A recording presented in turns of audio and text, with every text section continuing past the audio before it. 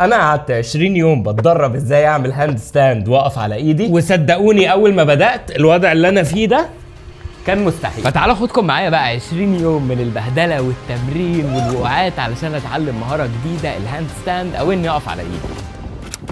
فبدات اول يوم تمرين وكان معايا ساره وهي بتدرب باركور وكاليستانكس، وكان هدفي اني اتعلم اعمل هاند ستاند. وبدانا بان هي الاول كانت بتخليني اقف على ايدي وابدا ازحف برجلي على الحيطه علشان ابدا اتعود اصلا على فكره ان راسي تبقى تحت ورجلي فوق. بعدها تاني خطوه بقى فكره اني بحاول ارمي رجلي على الحيطه واقف على ايدي، وتالت خطوه بقى اني احاول اقف على ايدي. وكانت ساره دايما بتبقى معايا بتحاول تظبط لي الدنيا لو جيت. وانا لسه فاكر اول يوم ده كويس وقد ايه كان صعب. اول ما كنت بقف على ايدي كتافي ما كانتش بتبقى شايلاني، ريستي كان واجعني جدا، راسي كانت بتبقى بحس ان هي كانها هتفرقع. ومن كتر ما اول يوم كان صعب انا قلت لساره احنا خلاص هنوقف، انا كتافي مش شايلاني. وقعدنا نجرب ونلعب بقى حاجات تانية خفيفه ليها علاقه بالباركور. بعديها روحت جسمي كله كان شادد، ريحت لي يومين 3 ورجعت علشان نجرب مره كمان.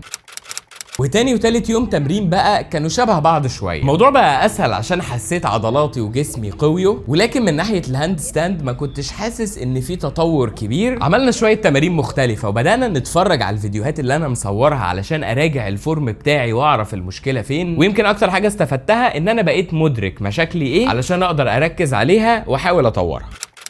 بعديها بقى اضطريت ان انا اسافر اسبوعين من غير كوتش، من غير حد يوجهني، من غير اي حاجه. بس انا وقتها افتكرت التمارين اللي كنا بنعملها وقلت مفيش مشكله، ده انا هحاول اتمرن لوحدي. وفي نفس الوقت عملت حركه غريبه كده في النص، قررت اجرب اعمل هيد ستاند، اقف على راسي وايدي. ودي حركه تعتبر مختلفه شويه عن الهاند ستاند، بس هي ساعدتني قوي ان انا ابدا احس بجسمي وانا متشقلب وابدا اوزنه لقدام ولورا. والموضوع بقى لذيذ وبسيط. مش بس اتعلمت ازاي هوب ارفع نفسي، انا كمان اتعلمت اكسر خوفي من حته ان انا اقع، وبقيت اقع عادي واتحرك ومفيهاش اي حاجه. ومع الوقت لقيت نفسي بقدر اقف على ايدي لمده مثلا 3 ثواني كاملين لوحدي. النهارده بقى اخر يوم وده اليوم الحاسم بالنسبه لي، ده الديدلاين اللي انا حطيته لنفسي اللي هعرف فيه اذا كنت نجحت ولا لا. يلا نجرب. بدانا بقى وفي الاول ما كانتش ظابطه معايا خالص، لكن واحده واحده ابتدى بقى السنس يرجع لي، ولقيت نفسي اخيرا قدرت اعمل هاند ستاند لمده تعدي ال5 ثواني. مش احسن فورم ومش احسن وقت، ولكن كنت مبسوط جدا باللي انا قدرت اوصل له. ومش ناوي اقف على هنا، انا ناوي اكمل واقعد اتمرن اكتر واكتر ان انا اقف على ايدي. يا استاذه ساره تديني تقييم كام؟